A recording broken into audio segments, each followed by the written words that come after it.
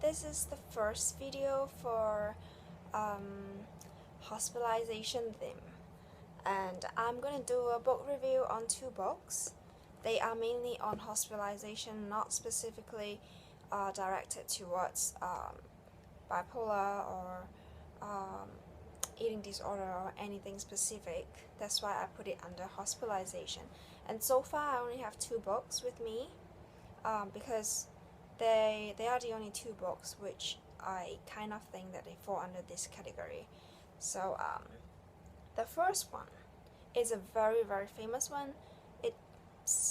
I guess it's more famous in the mental illness world compared to the outside world. It's called Girl Interrupted, and I would say this is not the best cover that I like, but when I ordered it, this is the only edition, and for me to get books related to such themes, I have to order from overseas. At first I ordered from Amazon, but then afterwards there's another website from the US which I can order books from, and they have lots of books on offer. So this is called Girl Interrupted. It by Susanna Kaysen, and basically this is a real life account. If any one of you have heard of the bell jar, this is similar to that, not in the story itself, but it's similar as is in a personal account for what happened to her during the early 90s. Susanna Kaysen, she is the main character in this book, and it's about her stay in the mental hospital for like 2 years. You know, back then when they used to institutionalize patients for years without being able to leave the hospital. So basically she was suffering from borderline personality disorder, which is described in this book, and also with some other issues which I don't really remember. So she was sent to see this psychiatrist who diagnosed her immediately with something that is wrong, and without much of a consent, he sent her straight away to a mental hospital. And back then she was 18. She didn't know where she was going. She was not diagnosed with borderline personality disorder until later on. The psychiatrist that she saw for the first time diagnosed her with depression, because she was describing events in her life, and those days back then, they just don't really take into account everything, and just whatever you tell them, they just diagnose you immediately and just send you away as soon as possible to get rid of you in case you're harmed to like the society or whatever. And it was in this psychiatric ward that she met the other girl called Lisa, who has antisocial personality, and they became really good friends. And she also started bonding with like another group of the girls. It's a very interesting story because the character involved in this book are all teenagers, are all young women, and it basically shows you, it reflects the relationship between Susanna and Lisa in this book. And on top of the fun, the comedy they have, it's about the journey she went through. And imagine being trapped in a hospital for 2 years and there's no way out, and Lisa was the rebellion teen who tried to escape numerous times, and she kept coming back.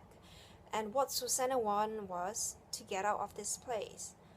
But on the opposite side, Lisa was the one who everyone in the hospital, the staff, who just imply to Susanna and all the other people that she is incurable. she cannot get out of this place without ever like there's no future for her. So basically this book has kind of a sad ending because Susanna eventually managed to get out, but Lisa was trapped and she's still stuck in the hospital. I would recommend those of you who really want to know about relationship, friendship, hospital stay, but this book does not reflect how it is in the hospital today. It only reflects those days back then, but it's about the fun and the relationship that I want to emphasize on. And this book has been made into a film too, so I think on YouTube you can search on the film, but I would recommend reading the book first because it's just really a question of like what is sane and what's insanity. The second book I'm going to talk about is Counting Bad Work. This is not a very common book, I know, because I stumbled across it when I was searching for related themes. It's also about this girl who has a neglected mother, and basically her family just neglect her, and she wanted to flee just to escape from home. So then she was caught in a stolen car from her family and charged in court. So her father convinced the judge to put her into a mental hospital for psychiatric treatment. So basically, at first she resisted the treatment.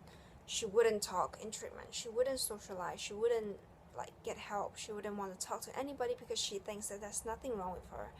But through her relationship with two other girls, two other people, one is Margot, one is the boy who doesn't speak, and they kind of have some kind of relationship between them, but it was just a really complex story, and it's about the journey how she discovered herself through her stay in a mental hospital, and how she eventually get better because she started talking about her own experience to the therapist, which helped to cure her.